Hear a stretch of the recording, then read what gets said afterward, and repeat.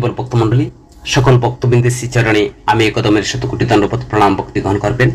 আজকে আমরা আস্বাদন করব শ্রীমদ্ ভগবত গীতা, আমাদের জীবনের জন্য আলো, জীবন নিশ্চিতকারী এবং সমৃদ্ধকারী বার্তা সম্পর্কে আমরা আজকে এই ভিডিওতে আলোচনা করব। তো সর্বপ্রথম আমার একটি ছোট্ট অনুরোধ আপনাদের কাছে, সম্পূর্ণ ভিডিওটি শ্রবণ করবেন এবং যারা আমাদের এই চ্যানেলে নতুন রয়েছেন, পরবর্তী কৃষ্ণ সম্বন্ধীয় ভিডিও পেতে চ্যানেলটিকে সাবস্ক্রাইব করবেন। আর যারা সাবস্ক্রাইব করেছেন আপনাদেরকে অসংখ্য ধন্যবাদ এবং কৃতজ্ঞতা। হরে কৃষ্ণ ভক্তমণ্ডলী, শ্রীমদ্ ভগবত গীতা আমাদের জীবনের জন্য আলো, জীবন নিশ্চিতকারী সমৃদ্ধকারী বার্তা। আসুন আমরা শ্রীমদ্ ভগবত গীতার সম্পর্কে আমরা আলোচনা করি। এর তিনটি মূল শিক্ষা, কিভাবে এটি আমাদের জীবনে একটি ইতিবাচক দৃষ্টিভঙ্গি দেবত্ব সম্পর্কে আমাদের উপলব্ধিতে নিয়ে আসে, তা আমরা আলোচনা করি। এই তিনটি শিক্ষাকে আমরা সংক্ষিপ্ত রূপ লাইট দ্বারা প্রতিনিধিত্ব করা যেতে পারে। ঠিক যেমন লাইট আলো একটি এলাকাকে আলোকিত করতে পারে, তেমনি শ্রীমদ্ ভগবত গীতা আমাদের হৃদয় এবং জীবনকে আলোকিত করতে পারে। যখন আমরা জীবন, প্রচেষ্টা এবং দেবত্ব সম্পর্কে এর দৃষ্টিভঙ্গি বুঝতে পারি। প্রথম, জীবন। শ্রীমদ্ ভগবত গীতায় ব্যাখ্যা করেছে জীবন সহজাতভাবে পবিত্র। আমাদের জীবনের মূল্য বিশ্ব কতটা মূল্যবান তা থেকে আসে না। প্রায় যখন কেবল খুব বিখ্যাত, সফল বা জনপ্রিয় নয়, তখন তারা ভাবতে শুরু করতে পারে যে আমাদের জীবনে কী লাভ, প্রশ্ন হতে পারে। তো এই ধরনের চিন্তা ভাবনা হতাশা, হীনমন্যতা, জটিলতা, এমনকি আত্মহত্যার প্রবণতার দিকে পরিচালিত করে বা করতে পারে। যাই হোক, শ্রীমদ্ ভগবত গীতা আমাদেরকে শিক্ষা দেয় যে আমাদের জীবনের মূল্য অন্যদের দ্বারা বা এমনকি নিজেদের দ্বারা বাহ্যিক অনুমোদন থেকে আসে না। আমাদের জীবনের মূল্য আমাদের অন্তর্নিহিত আধ্যাত্মিক পরিচয় থেকে আসে। আমরা আমাদের মূল্যকে, আমরা আধ্যাত্মিক জীব, তাই আমাদের জীবনের সহজাত মর্যাদা রয়েছে। শ্রীমদ্ ভগবত গীতার প্রথম শিক্ষা এটি যেমন দেখা যায়, যেখানে ঘোষণা করা হয়েছে যে আমাদের সব কিছু পৃথিবী ধ্বংস করতে পারে, কিন্তু আমাদের মূল আত্মা কখনো ধ্বংস হতে পারে না।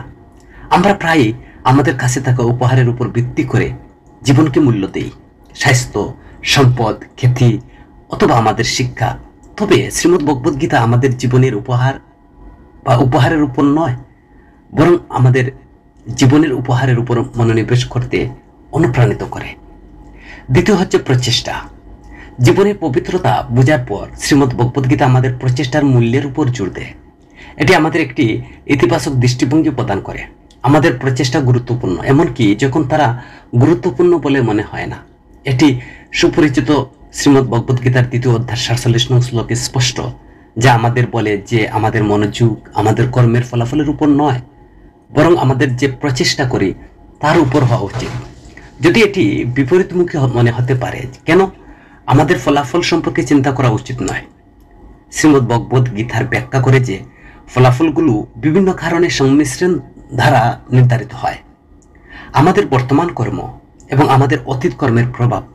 উদাহরণস্বরূপ, আজ আমরা হয়তো কাউকে ভদ্রতা সতর্ক করতে পারি, কিন্তু যদি তারা অভদ্রতা ভাবে প্রতিক্রিয়া দেখায়, তাহলে তার কারণে হতে পারে অতীতে আমরা তাদের সাথে কেমন আচরণ করেছি, যদি আমরা তা না মনে রাখি বা মনে রাখিও না।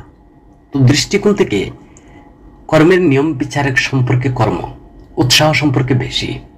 এটি আমাদের আশ্বস্ত করে যে আমাদের প্রচেষ্টা যখন নিরর্থক বলে মনে হয়, তখনও তা কখনো নষ্ট হয় না।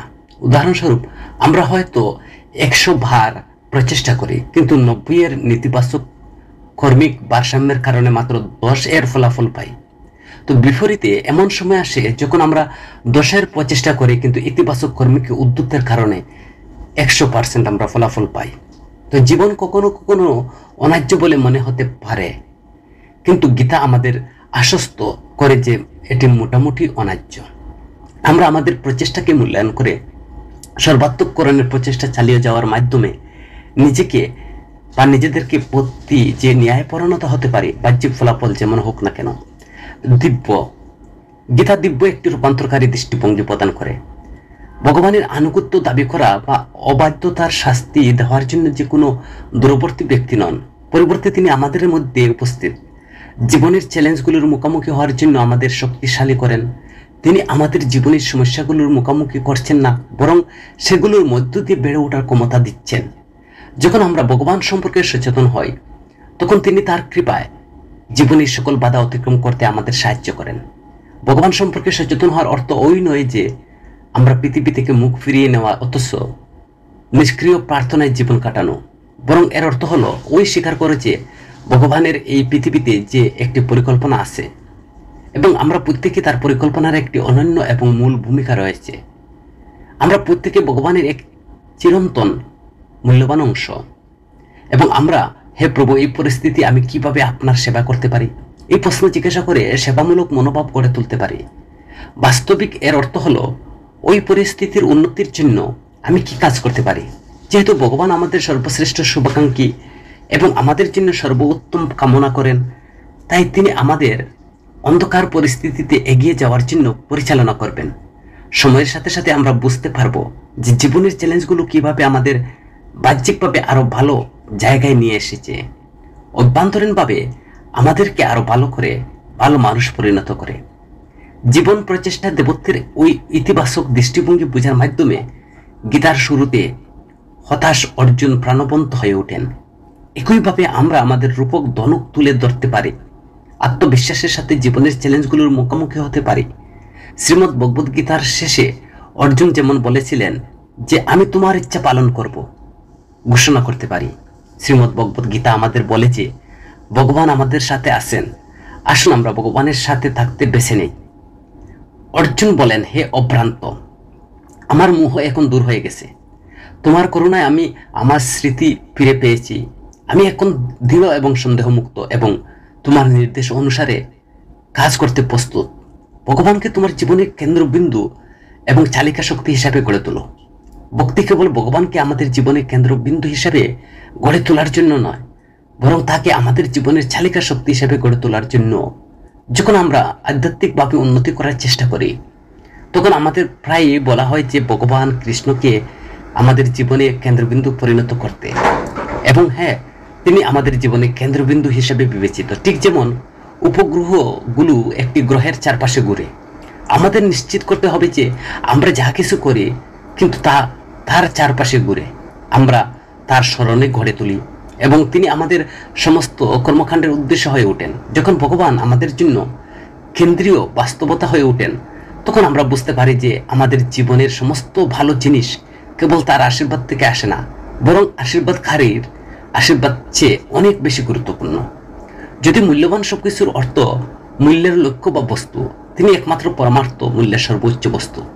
একই সাথে আমরা আমাদের ভগবানকে আমাদের জীবনের চালিকা শক্তি হিসাবে গড়ে তুলতে হবে।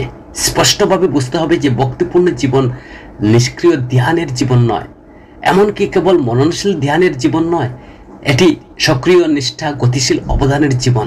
শ্রীমদ্ ভগবদ গীতার 9ম অধ্যায় 13 নং শ্লোকে সেখানে জোর দিয়ে বলেন যে সাধু ভক্তদের অভ্যন্তরীণ জীবন কিভাবে কৃষ্ণকে কেন্দ্র করে।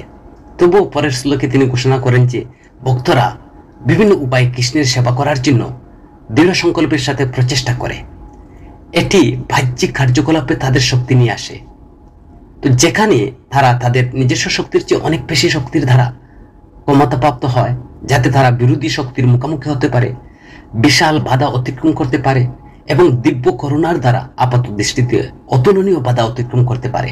যেমন শ্রীমদ্ ভগবদ গীতার 18 অধ্যায় 58 নং শ্লোকে সেই কথা নিশ্চিত করা হয়েছে।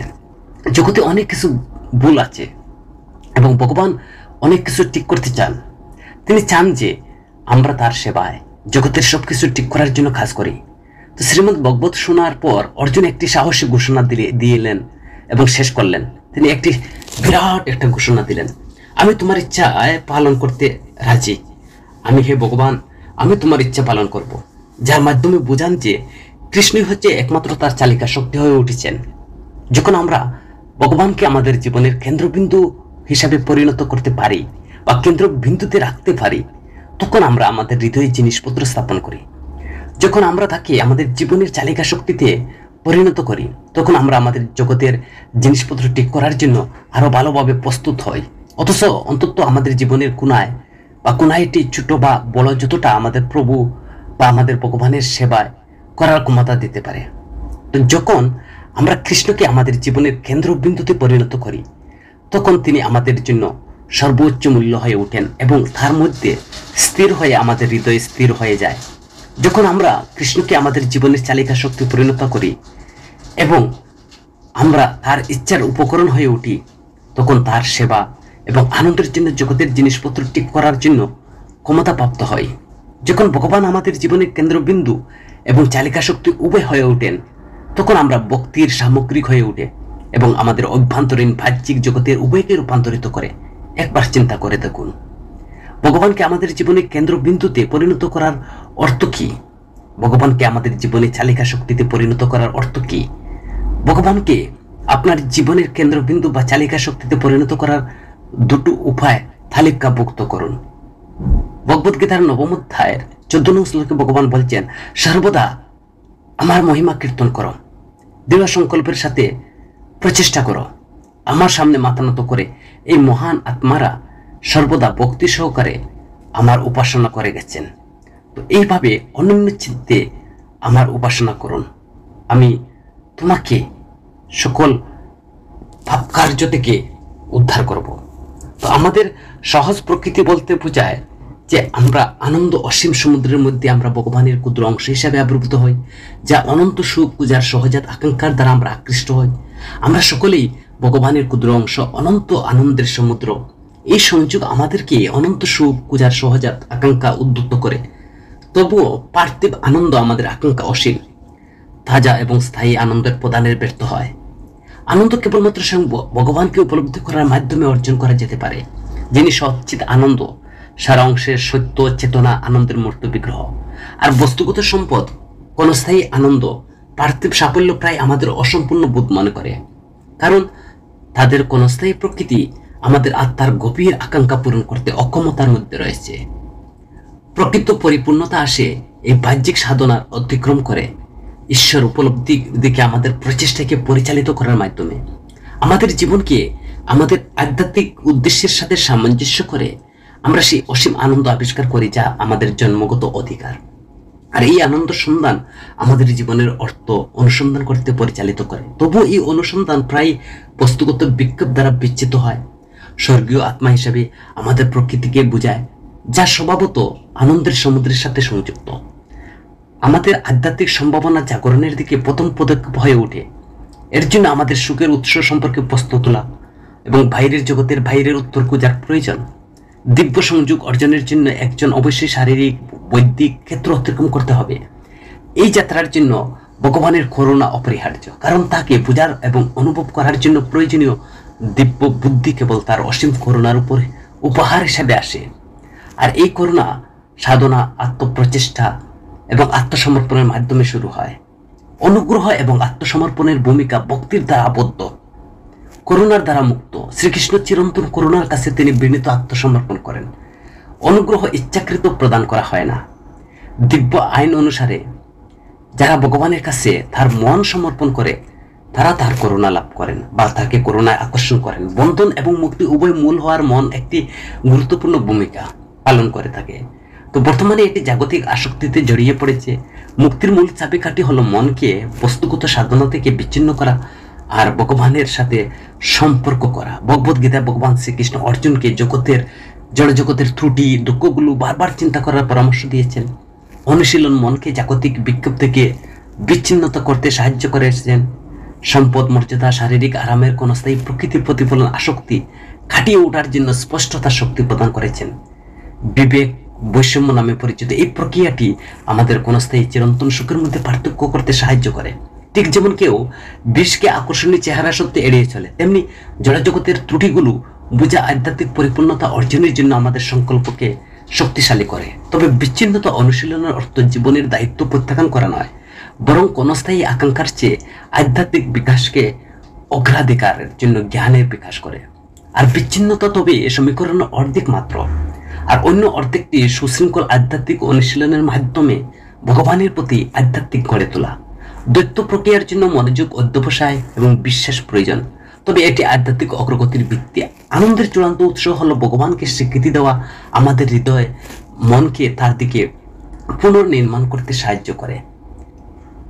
দৈনিক সাধনা, আধ্যাত্মিক শৃঙ্খলা, অভ্যন্তরীণ বিকাশ পথ আমাদের জীবনকে একটি উচ্চতর উদ্দেশ্যের সাথে সামঞ্জস্যপূর্ণ করার দিব্য ঐশ্বরিকতার সাথে সংযোগ স্থাপনের সময় বিনিয়োগ করুন।